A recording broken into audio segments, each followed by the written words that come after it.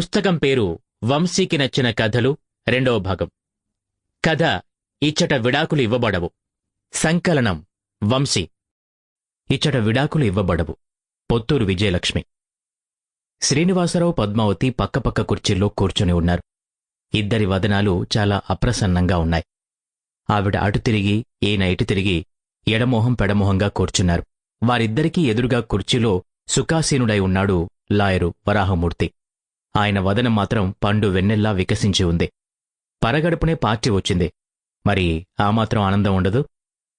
నిశ్శబ్దంగా ఉన్న ఆ గదిలో తుమ్మెద ఝంకారంలా నెమ్మదిగా వినిపిస్తోంది ఏసీ శబ్దం. బాయ్ తలుపు తెరుచుకుని వచ్చి 3 కూల్ డ్రింక్ సీసాలు పొందికగా టేబుల్ మీద పెట్టాడు.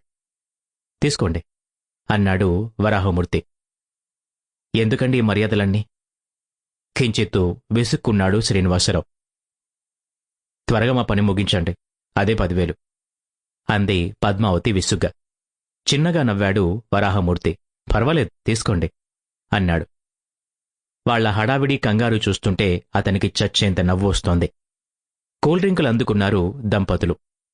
మీ పేరు విని ఎంతో ఆశతో వచ్చాను. నాకసలే ఈ కోర్టులు, లాయర్లు అంటే చిరాకు.